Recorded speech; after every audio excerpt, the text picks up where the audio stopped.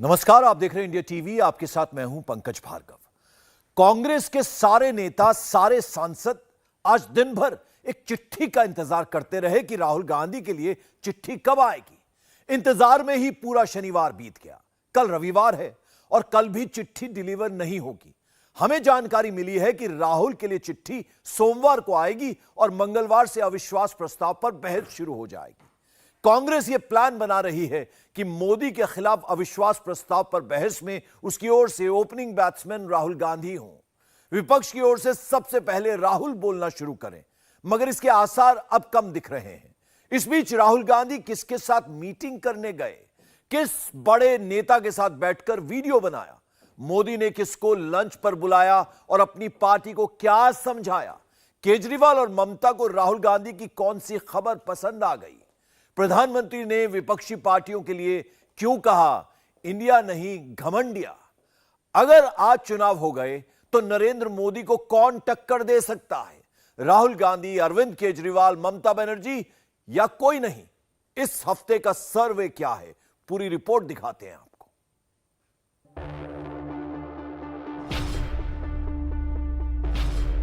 Rahul returns 24 में क्या repeat होगा 19 वाला रिजल्ट। अगर राहुल गांधी और अरविंद केजरीवाल साथ आ गए तो क्या नरेंद्र मोदी का चुनाव जीतना मुश्किल हो जाएगा। अगर राहुल और ममता मिले तो बंगाल में क्या होगा। अगर लेफ्ट भी साथ हो जाए तो रिजल्ट कितना बदलेगा। महाराष्ट्र में पवार का फैक्टर कितना इफेक्टिव है। युति वर्सेस अघाड़ी, किसका इंजन किसकी गाड़ी।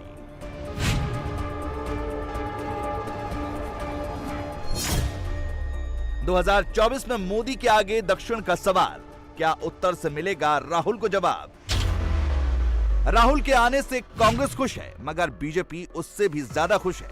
मोदी की पार्टी को लगता है कि राहुल सबसे आसान अपोजिशन है। मोदी 2 बार राहुल को हरा चुके हैं।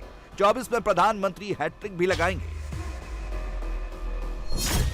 पॉलिटिक्स की डायनामिक्स हमेशा बदलने वाली चीज है। इंडिया अलायंस के बारे में सोचा नीतीश कुमार ने था, लेकिन हांडी राहुल गांधी और लालू यादव पका रहे हैं। अभी तस्वीर आई है, आगे वीडियो आने वाला है। राहुल गांधी से मुलाकात के बाद लालू यादव मैदान में निकल चुके हैं। बिहार में नीतीश कुमार सबसे कमजोर कड़ी बन गए हैं। इंडिया अलायंस की बेंगलौर मीटिंग के बाद नीतीश कुमार अचानक चुप हो गए हैं। क्या ऐसा भी हो सकता है कि बिहार में बस लालू और राहुल का ही अलायंस हो। अगर लालू और राहुल के साथ नीतीश कुमार भी टिके रह गए तो ये कंबाइंड फोर्स क्या मोदी की फोर्स से ताकतवर हो जाएगी। इंडिया अलायंस की अगली बैठक मुंबई में होगी। उससे पहले भी अघाड़ी की गाड़ी मीटिंग के सहारे चल रही है। यूपी, बिहार, बंगाल और महाराष्ट्र, एमपी, राजस्थान और कर्नाटक, पॉलिटिकली सेंसिटिव हर राज्य का हिसाब आपके टीवी स्क्रीन पर आने वाला है। मगर सबसे पहले बात राहुल गांधी और अरविंद केजरीवाल की। नरेंद्र मोदी, राहुल गांधी और अरविंद केजरीवाल, 3 नेशनल पॉलिटिकल पार्टियों के 3 नेता इन दिनों सबसे ज्यादा एग्रेसिव चल रहे हैं। राहुल मिठाई खा रहे हैं, मोदी लंच पर बुला रहे हैं। क्यों? प्राइम मिनिस्टर की कुर्सी के दावेदारों की देश में कोई कमी नहीं रह गई, लेकिन इस वक्त नरेंद्र मोदी से लड़ रहे विपक्ष के 2 ही नेताओं का ग्राफ ठीक ठाक है। एक है राहुल गांधी, दूसरे हैं अरविंद केजरीवाल। विपक्ष के 38% वोटर्स राहुल गांधी को और 25% वोटर्स अरविंद केजरीवाल को पीएम का बेस्ट कैंडिडेट मानते हैं। विपक्ष का कोई भी दूसरा नेता डबल डिजिट में नहीं है। ममता बनर्जी सिर्फ 5% पॉपुलैरिटी के साथ बहुत नीचे हैं और नीतीश कुमार की पॉपुलैरिटी 3% भी नहीं है। ममता की पूछ बंगाल से बाहर नहीं है। नीतीश को बिहार से आगे कोई नहीं पहचानता और पवार महाराष्ट्र के बाहर 0 हैं। पिछले 36 घंटे से विपक्ष के तमाम नेताओं की टाइमलाइन पर राहुल राहुल चल रहा है। अरविंद केजरीवाल भी राहुल नाम की माला जप रहे हैं, मगर सब ये जानना चाहते हैं कि क्या 24 में दोनों के बीच सीट शेयरिंग का फॉर्मूला बन जाएगा और अगर ये साथ आ गए तो नरेंद्र मोदी के चांस पर कितना इफेक्ट पड़ेगा। तो नोट करना शुरू कीजिए। राहुल गांधी और अरविंद केजरीवाल ने हाथ मिलाया तो 2 राज्यों का रिजल्ट बदलेगा, दिल्ली और पंजाब। दिल्ली का सिनेरियो 1। दिल्ली में अगर राहुल और केजरीवाल अलग अलग लड़े तो लोकसभा की 7 में से 7 सीटों पर मोदी ही जीतेंगे। अलग अलग लड़ने पर राहुल 0 रहेंगे, केजरीवाल भी 0 ही रहेंगे। दिल्ली का सिनेरियो 2। दिल्ली में अगर राहुल और केजरीवाल हाथ मिलाकर 7 लड़े तो मोदी की पार्टी 5 सीटें जीतेगी। राहुल और केजरीवाल का अलायंस 2 सीटें जीत लेगा, मगर ये दोनों सीटें केजरीवाल को ही मिलेंगी। यानी सिनेरियो 1 हो या सिनेरियो 2, दिल्ली में राहुल गांधी का स्कोर 0 से आगे नहीं बढ़ेगा। तो राहुल गांधी की पार्टी के सामने सवाल यह है कि केजरीवाल के साथ हाथ मिलाने से कांग्रेस को क्या मिलेगा। कांग्रेस को फायदा होगा पंजाब में। पंजाब का सिनेरियो 1। पंजाब में अगर राहुल और केजरीवाल अलग अलग लड़े तो केजरीवाल 6 सीटें, राहुल गांधी 4 सीटें, मोदी 2 सीटें और सुखबीर बादल 1 सीट जीत सकते हैं। पंजाब का सिनेरियो 2। पंजाब में अगर राहुल गांधी और अरविंद केजरीवाल साथ लड़े तो पंजाब की 13 में से 13 सीटें राहुल और केजरीवाल जीत लेंगे। इनमें से 8 सीट केजरीवाल के खाते में जुड़ेंगी और 5 सीट राहुल गांधी को मिलेंगी। आम आदमी पार्टी ने हरियाणा, गुजरात, गोवा, उत्तराखंड और महाराष्ट्र में भी पॉलिटिकल इन्वेस्टमेंट किया है, मगर केजरीवाल को अभी उसका कोई रिटर्न नहीं मिलने वाला।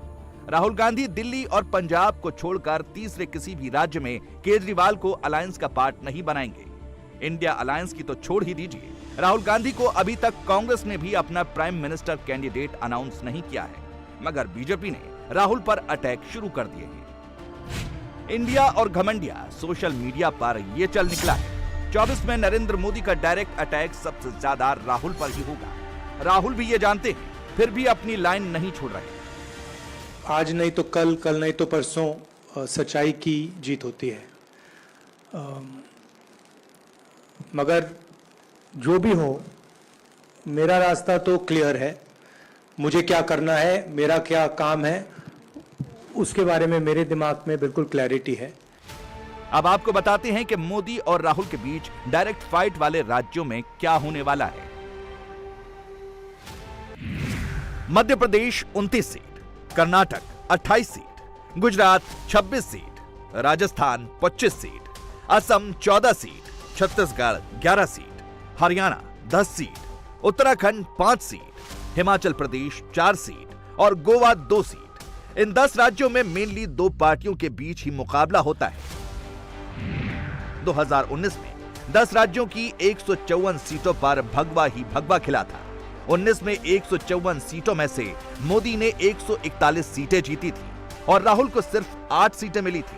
अन्य के खाते में 5 सीटें गई थी। राहुल गांधी की सजा पर स्टे लगते ही कांग्रेस चार्ज अप हो गई। कांग्रेस नेता कहने लगे कि राहुल अब मोदी से 2-2 हाथ करके रहेंगे। ओपिनियन पोल के नंबर क्या कहते हैं वो देख लेते हैं। इंडिया टीवी CNX के सर्वे में पता चला कि 10 राज्यों में लोकसभा की 154 सीटों पर जब मोदी और राहुल भिड़ेंगे तो नरेंद्र मोदी 154 सीटों में से 128 सीटें जीतेंगे और राहुल गांधी 24 सीटें जीत पाएंगे। 19 से कंपेयर करें तो नरेंद्र मोदी को 13 सीटों का घाटा होगा, राहुल गांधी को 16 सीटों का फायदा होगा, अन्य को सिर्फ 2 सीटें मिलेंगी और 3 सीटों का घाटा होगा। इससे बड़ी तस्वीर क्या बनती है? बड़ी तस्वीर यह है कि राहुल प्लस हो रहे हैं, मोदी माइनस हो रहे हैं, मगर मोदी अब भी राहुल गांधी से 5 गुना आगे हैं। एक्शन करने में हिंदुस्तान भर के राज्यों में हम सबसे आगे हैं। एक्शन करने के अंदर घटनाएं, कौन सा राज्य है देश के अंदर जहाँ घटना नहीं होती है? फिर भी क्योंकि मणिपुर को डाइल्यूट करना केस को, जहाँ इन्होंने भारी ब्लंडर किया है प्रधानमंत्री जी ने खुद ने और अमित शाह जी ने, एक बार जाके आगे फॉर्मेलिटी करके आज वहाँ 80 दिन 85 दिन हो गए हैं, मणिपुर जल रहा है। रेप की घटनाएं मुख्यमंत्री मानता 100 से अधिक हो गई होगी। 3-4 हजार FIR दर्ज हो गई वहाँ पर। 2 समुदाय जो उसी स्टेट के हैं आपस में दुश्मनी पाले हुए हैं, उनके पास हथियार आ गए हैं, या तो लूट लिए हैं या पुलिस ने दे दिए हैं। AK-47 भी उसके अंदर शामिल है। उस राज्य से आप कंपेयर करो राजस्थान को, छत्तीसगढ़ को, ये पूरी तरह राजनीति है, इसको अस्वीकार करते हैं। कांग्रेस और उसके अलायंस पार्टनर्स जब साथ बैठते हैं तो क्या आप जानते हैं कि सबसे ज्यादा किस बात पर चर्चा होती है? इंडिया के अलायंस पार्टनर्स सबसे ज्यादा ये डिस्कस करते हैं कि कांग्रेस अगर 150 सीट तक नहीं पहुंच पाई तो 24 में सरकार बनाने का सपना टूट जाएगा। कांग्रेस को अलायंस के दम पर नहीं, अपने दम पर 120 से आगे जाना होगा। अलायंस के दम पर उसे 150 प्लस होना होगा, लेकिन यह संभव नहीं दिख रहा। उत्तर प्रदेश लोकसभा की 80 सीटें। एक समय था जब यहां कांग्रेस ही कांग्रेस थी। यूपी से कांग्रेस को उखाड़ने में लोहिया और जेपी जैसे नेता लगे, फिर भी कांग्रेस को पूरी तरह नहीं उखाड़ पाए। पिछले 4.5 साल से स्थिति यह है कि यूपी से कांग्रेस का सिर्फ एक सांसद है। 2019 के चुनाव में मुलायम सिंह यादव ने सोनिया गांधी की मदद की, तब जाकर कांग्रेस रायबरेली की सीट जीत पाई। 24 में अगर राहुल, अखिलेश और जयंत मिल गए तो क्या होगा? हकीकत यह है कि कोई फर्क नहीं पड़ेगा। यूपी में योगी का जलवा है, ये जलवा कायम रहेगा। इंडिया टीवी CNX के सर्वे से पता चलता है कि उत्तर प्रदेश में बीजेपी 64 से बढ़कर 70 हो जाएगी, एनडीए 66 से बढ़कर 73 हो जाएगा, समाजवादी पार्टी 3 से बढ़कर 4 हो जाएगी, जयंत चौधरी की RLD 0 से 1 हो जाएगी और कांग्रेस 1 से बढ़कर 2 हो जाएगी। सोचिए, जहां से 80 सांसद चुने जाते हैं, उस राज्य से अगर इंडिया गठबंधन को सिर्फ 7 सांसद मिले तो केंद्र में सरकार बनना कितना मुश्किल होगा। अरे मुसलमान तो खुद जा रहा है छोड़ के। अब वो मुसलमान जो राजभर के साथ खड़ा होकर के वो डलवा दिया, अब वो जीवन में उतना परसेंटेज मुसलमान उनके साथ नहीं रहेगा। अब तो मुसलमान बीजेपी को वोट देने जा रहा है। अगर अखिलेश जी को न जानकारी हो तो रिकॉर्ड मंगा लें एक जिले के मुसलमान का। 3 तलाक, जब से मोदी जी ने 3 तलाक कानून बनाया, 3 तलाक पे 90% तलाक नहीं हो रहा है। 90% उसमें गिरावट आई है। एक जिले का सर्वे खाली मंगा लें अखिलेश जी, उनको पता लग जाएगा कि क्या हो रहा है। आज सबसे ज्यादा गरीबी, सबसे ज्यादा शिक्षा, सबसे ज्यादा बेरोजगारी पैदा किया मुसलमानों में तो सपा और बसपा कांग्रेस ने पैदा किया। पहले पटना मीटिंग, फिर बेंगलुरु मीटिंग, 2 बैठकों से इतना तो क्लियर हो ही गया कि पश्चिम बंगाल में राहुल गांधी की पार्टी और ममता बनर्जी की पार्टी के बीच अलायंस हो रहा है। वैसे तो तृणमूल को अभी अलायंस की जरूरत नहीं, उसका काडर अकेले ही लड़ने को तैयार है, फिर भी अलायंस होगा। बंगाल में तृणमूल और कांग्रेस का अलायंस होने पर 42 सीटों में से तृणमूल 29 सीटें जीत सकती है, कांग्रेस को 1 सीट मिल सकती है, बीजेपी बंगाल में 12 सीट जीत सकती है, लेफ्ट का स्कोर 0 रहेगा। इस तरह इंडिया का स्कोर 30 होगा, एनडीए 12 पर रहेगा। नेशनल लेवल पर कांग्रेस का लेफ्ट से गठबंधन है, मगर बंगाल में ममता राजी नहीं। ममता बनर्जी कांग्रेस से गठबंधन कर लेंगी, लेकिन लेफ्ट से कोई प्रीपोल अलायंस नहीं होगा। फिर भी अगर कोई ऐसी संभावना बन जाए जिसमें तृणमूल, कांग्रेस और लेफ्ट एक साथ लड़ जाए तो बंगाल की तस्वीर बदल जाएगी। इस सिनेरियो नंबर 2 में पश्चिम बंगाल में इंडिया का स्कोर 36 होगा, एनडीए 6 पर रुक जाएगा। कहना ये चाह रहा हूं, संपूर्ण सम्मान के साथ माननीय के बारे में, आदरणीय के बारे में, सम्मानीय के बारे में, कि जो हुआ है वो बहुत गलत हुआ है, निंदनीय, शर्मनाक और दर्दनाक है और देश की जनता सब देख रहे। और ऊपर से अभी आपने बदले की राजनीति से, जिस तरह से आपने हमारे देश के भारत जोड़ो यात्रा के हीरो और जिनको इतना क्रूशली हमारे ममता बनर्जी जी ने, जो बंगाल की टाइग्रेस भी हैं और real leader of the masses हैं, उन्होंने कितना क्रूशियल सपोर्ट किया इंडिया को, राहुल गांधी को, कितना बढ़िया उनको गाइडेंस दिया, मार्गदर्शन दिया। इन लोगों के सारे सपोर्ट के बावजूद बौखलाई हुई सत्ता ने ऐसा दिखा, प्रतीत हुआ, जिस तरह से उन्होंने यहाँ पे हमारे राहुल जी को जिस तरह से आनन फानन में 24 घंटे के अंदर में निकाल भी दिया, सदस्यता भी कैंसिल कर दी, मकान भी खाली करवा दिया। बंगाल के पड़ोसी राज्य बिहार में इन दिनों एक ही चर्चा है, जातीय जनगणना हो पाएगी या नहीं। हाई कोर्ट ने हरी झंडी दी तो मामला सुप्रीम कोर्ट पे पहुंच गया। अब इस पर सुप्रीम फैसला होगा, मगर जनता का फैसला क्या होगा? राहुल और लालू दिल्ली में मिले तो 24 की बात की, मगर सीट शेयरिंग पर क्या बात हुई ये बहुत कम लोगों को मालूम है। हम एकदम एक्सक्लूसिव बात बताते हैं। राहुल गांधी के लिए नीतीश कुमार नहीं बल्कि लालू यादव सबसे मजबूत पिलर बन गए। बिहार में सीट शेयरिंग का फॉर्मूला बनेगा तो कांग्रेस को ठीक ठाक सीटें मिलेंगी और ये सीटें लालू दिलाएंगे। सवाल है कि लालू, नीतीश और राहुल मिलकर भी कितनी सीटें जीत पाएंगे। इंडिया टीवी सीएनएक्स सर्वे के मुताबिक बिहार की 40 सीटों में से बीजेपी अकेले 20 सीटें जीत लेगी। एलजेपी के दोनों धड़े मिलकर 3 सीटें जीतेंगे। जीतन राम मांझी की हम पार्टी को 1 सीट मिलेगी। इस तरह एनडीए पार्टनर्स 24 सीटें जीत लेंगे। आरजेडी को 7 सीट, जेडीयू को 7 सीट और कांग्रेस को 2 सीट मिलेंगी। इस तरह इंडिया अलायंस बिहार में 16 सीटें जीत सकता है। महाराष्ट्र में 2 टूट के बाद भी महाविकास अघाड़ी अभी खत्म नहीं हुई। शरद पवार और उद्धव ठाकरे अभी मैदान में डटे हुए हैं। यही बीजेपी की सबसे बड़ी मुसीबत है। सर्वे के मुताबिक महाराष्ट्र में अगर अभी चुनाव हो गए तो एनडीए का स्कोर 24 रहेगा, इंडिया का स्कोर भी 24 ही रहेगा। इस तरह महाराष्ट्र में मैच टाई हो सकता है।